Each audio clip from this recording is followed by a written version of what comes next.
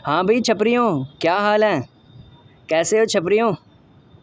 आ गया मैं भी। ठीक है, तो सुनो छपरियों, सबसे पहली बात, बहुत सारे क्वेश्चन तुम्हारे आ रहे थे कि मैं कहाँ चला गया।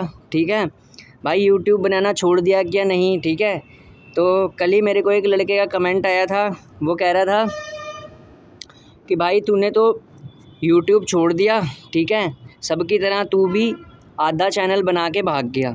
तो दोस्तों, मैं कहीं नहीं भागा था, सबसे पहले बता दूं आपको, मैं कहीं नहीं भागा था यार। कभी कभी ना लाइफ में ऐसी चीज़ हो जाती है कि हमें कभी कभार अपना कुछ काम बीच के लिए ब्रेक लगाना पड़ता है। तो दोस्तों क्या हुआ कि मैं अब बिल्कुल वेला नहीं हूँ। ठीक है, मैं काम भी करता हूँ और काम के साथ साथ तैयारी भी कर रहा हूँ। ठीक है, तो इस वजह से मैं कम टाइम दे पा रहा था इसको। ठीक है, पर अब क्योंकि मैंने काम के साथ साथ एडजस्ट करना शुरू कर दिया है, तो जब एडजस्टिंग हो जाती है उसके बाद यूट्यूब पे आप आना शुरू कर देते हो, तो अब से लगातार वीडियोस आपको मिलनी शुरू हो जाएंगी। ठीक है, अब ज़रा बड़ी ध्यान दीजिए और समझिए कि ये वीडियो मैंने क्यों बनाया है। ठीक है, सबसे पहले तो पावर ग्रिड की वैकेंसीज़ आ चुकी हैं। अब पावर ग्रिड की जब वैकेंसी आ रखी है वो दो रीजन्स में आ रखी है। एक PESL में आ रखी है जिसको कोई नहीं जानता। ठीक है, नौकरी लगने के बाद किसी को बोलोगे मैं PESL में काम करता हूँ, वो कहेगा ये कौन सी जगह है। पर क्योंकि बेरोज़गारी इतनी है कि PESL जैसा फार्म जो आज तक कभी नहीं आया, जो पावर ग्रिड का एक छोटा भाई है, ठीक है, जिसमें पावर ग्रिड की कोई फीलिंग नहीं है, कोई जॉब प्रोफाइल भी नहीं पता, तुम एग्ज़ाम क्लियर करोगे तुमको कहाँ लगाएंगे कुछ भी नहीं पता। ठीक है, तो ऐसी बेवकूफ़ी करने से बढ़िया तुम क्या करो, साथ ही साथ में पावर ग्रिड डिप्लोमा ट्रेनी की पोस्ट भी आ चुकी है। Power grid diploma trainee post, ठीक है, TT जिसको बोलते हैं। ठीक है, इसका फार्म भरो, तैयारी इसकी करो, बैकअप पे PESL जैसी कंपनी भी भर दो। ठीक है, PESL भले ही पावर ग्रिड के अंडर हो, 100% सब्सिडाइज हो, लेकिन वो पावर ग्रिड डिप्लोमा ट्रेनी के अंदर नहीं आती है पोस्ट, मतलब होती वैसी सी है, लेकिन कंपनी तुम्हारी PESL ही होगी। ठीक है, ठीक है, अब PESL की क्या जॉब प्रोफाइल होती है ये किसी को नहीं पता, बिकॉज फर्स्ट टाइम रिक्रूटमेंट हो रही है PESL, power grid energy services. ठीक है, जब तुम्हारा एग्ज़ाम क्लियर होगा ना पावर ग्रिड एनर्जी सर्विसेज का, तो ज्वाइनिंग लेटर आएगा, तो मम्मी को बोलेगे मम्मी नौकरी लगी, मम्मी कहेगी कहाँ लगी, तो तुम कहोगे PESL, power grid energy services, mummy कहेगी ये कौन सा डिपार्टमेंट है। ठीक है, तो वही वाली हालत होती है इसमें। ठीक है, तो PESL सिर्फ बैकअप पे भरना है, PESL की जगह तुमने PGCIL डिप्लोमा ट्रेनी भरना है। ठीक है, अब PGCIL डिप्लोमा ट्रेनी जब आप भर दोगे, अब यहाँ पे सवाल पैदा आता है कि रेलवे की वैकेंसी आ रखी है, साथ में PGCIL की वैकेंसी आ रखी है, तो किस पे ज़्यादा फोकस करना चाहिए। ठीक है, रेलवे जाए भाड़ में, क्यों जाए, सुनो मेरी बात, रेलवे जितनी देर में तुम्हें ज्वाइनिंग देगा, इतनी देर में अगर किसी बंदे का टेक्निकल स्ट्रॉन्ग है, साथ ही साथ में थोड़े बहुत नंबर वो नॉन टेक से ले आता है, तो पावर ग्रिड की कट ऑफ अगर हम देखें तो 115 से 120 नंबर के ही आसपास वेरी करती है, इससे ज़्यादा नहीं जाती जब से नए क्वेश्चन बनने शुरू हुए हैं। ठीक है, और पावर ग्रिड का पेपर हाई लेवल का JEE एग्जामिनेशन होता है अब स्टैंडर्ड। ठीक है, ये ध्यान रख लेना, प्रीवियस ईयर पेपर स्टडी कर लेना, एक भी क्वेश्चन ये नया नहीं, पुराना नहीं डालता, एक भी क्वेश्चन पुराना नहीं डालता, सारे क्वेश्चन आपके सामने नए आएंगे। ठीक है, तो अब क्या करो, आप जैसे आप रेलवे की तैयारी कर रहे हो ना, रेलवे की तैयारी आपकी होगी है, आपको सिर्फ रिवीजन की ज़रूरत है, रिवीजन के साथ साथ बीच में आप पावर ग्रिड का एग्ज़ाम भी दो। ठीक है, पावर ग्रिड की तैयारी भी करो। और पावर ग्रिड कैसे निकलेगा, टेक्निकल से भाई, क्योंकि पावर ग्रिड एक प्योर टेक्निकल बेस्ड एग्ज़ाम है। ठीक है, यहाँ पे कोई बंदा अगर नॉन टेक में पूरे भी स्कोर कर देगा और उसका टेक्निकल वीक है, वो तब भी बाहर होगा। ठीक है, और यदि कोई बंदा, जैसे मान लो 120 टेक्निकल बहुत ज़्यादा होता है ना, तो कोई अगर टेक्निकल में ठीक ठाक नंबर भी ले आता है और नॉन टेक में थोड़े थोड़े थोड़े नंबर बटोर देता है, तो वो 115 से 20 तक पहुंच सकता है भाई, आराम से पहुंच सकता है।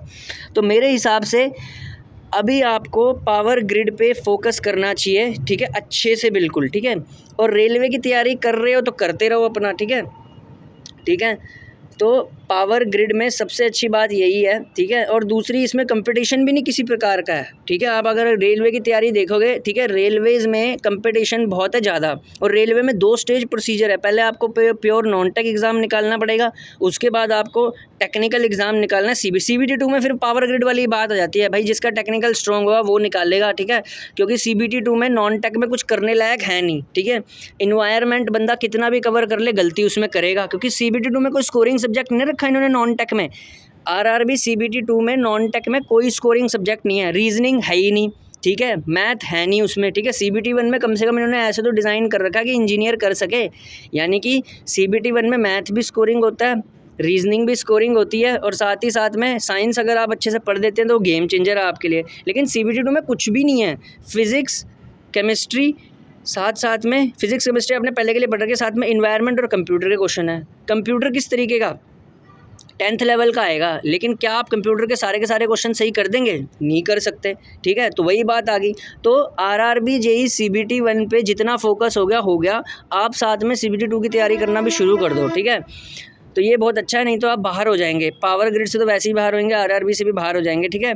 मैं ये क्यों कह रहा हूँ, जिस बच्चे का CBT 1 क्लियर ना हुआ, ठीक है, उसको इतना दुख नहीं होगा, क्योंकि उसको पता मेरा पहला ही नहीं क्लियर हुआ तो ख़त्म है काम। लेकिन जिसका CBT 1 क्लियर हो गया ना RRB JEE का, और CBT 2 ना क्लियर हुआ, बहुत ज़्यादा डिप्रेशन में चले जाएंगे। क्यों? क्योंकि आपने एक इतना बड़ा पड़ाव क्लियर किया और उसके बाद आपको लगेगा यार मैं इतनी पास आके रह गया, ठीक है। तो इसलिए CBT 1 और CBT 2 की यही है कि आप कंबाइंड तैयारी करें, ठीक है, चाहे जैसे मर्जी टाइम निकालें आपको, क्योंकि रेलवे CBT 2 के लिए टाइम ही नहीं देता।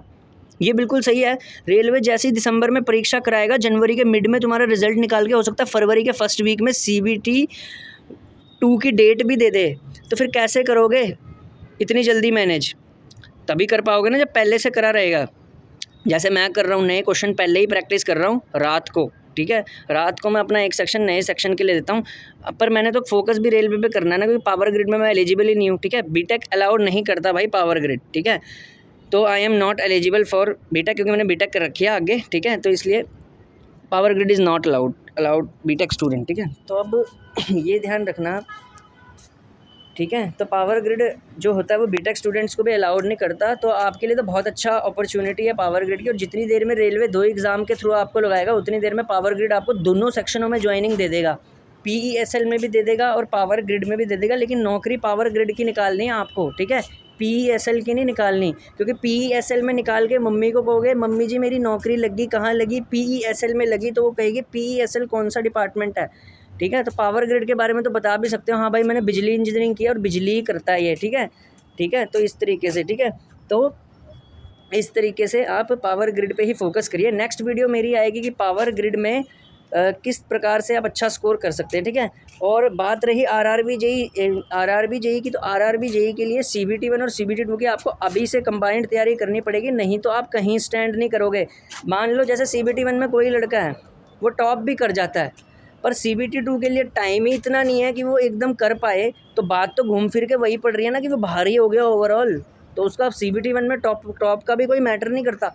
CBT 1 सिर्फ एक क्वालिफाइंग एग्जामिनेशन है। अगर किस्मत से नॉर्मलाइजेशन पढ़ के आप अगर टप्पा खा गए ना, क्या बोलते हैं, CBT 2 के लिए, तो जिसने CBT 2 की तैयारी पहले से कर रखी है वही आगे जाएगा, क्योंकि रेलवे मेरिट बनाता ही नहीं CBT 1 पे, रेलवे मेरिट प्योर टेक्निकल पे बनाता है। और ये अच्छी बात भी है, मैं तो चाहता हूँ कि रेलवे में वही बंदा जाए जिसको टेक्निकल नॉलेज है। सही किया रेलवे ने, बहुत अच्छा किया कि CBT 1 क्वालिफाई रखा, नहीं तो जितने रटने वाले हैं ना नॉन टेक्निकल, ये आ जाते हैं रेलवे में, नहीं तो, ठीक है। तो सबसे अच्छा किया रेलवे के चेयरमैन को, ये तो मैं बड़ी अच्छी बात बनाई कि उसने CBT 1 के नंबर काउंट नहीं किए। नहीं तो क्या होता, इससे ना नॉन टेक पढ़ने वालों को बहुत ज़्यादा फ़ायदा होता, जो नॉन टेक चाटते रहते हैं ना सारे दिन, उनको बड़ा फ़ायदा होता अगर CBT 1 और CBT 2 के कंबाइंड नंबर होते हैं। मान लो कोई टॉपर है CBT 1 का, तो उसको CBT 2 में फ़ायदा होता तब अगर CBT 1 के मार्क्स काउंट होते। यानी CBT 1 एक तरीके का सिर्फ फालतू एग्जामिनेशन है, आपको किसी भी तरह चाहे किस्मत से निकालो जैसे निकालो, आपको ये सिर्फ पढ़ाओ पार करना है, ठीक है। उसके बाद घूम फिर के वही आ जाती है, ठीक है, रेलवे में टेक्निकल पे ही बात आ जाती है वही। फिर railway CBT 2 same power grid जैसा ही है, ठीक है। पावर ग्रिड में भी पूरी वेटेज टेक्निकल की है, टेक्निकल ख़राब आप बाहर, ठीक है।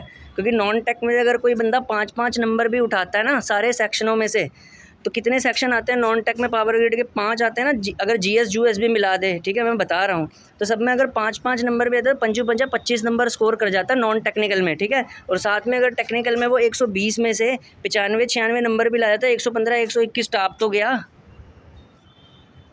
बोल तो रहा हूँ।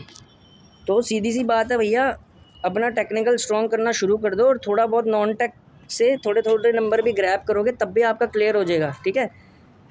लेकिन जब बात आती है आरआरबी जेई में, तो आरआरबी जेई के लिए पहले आपको पहला पड़ाव पार करना पड़ेगा, लेकिन सीबीटी 2 की तैयारी अभी से करनी पड़ेगी भाई।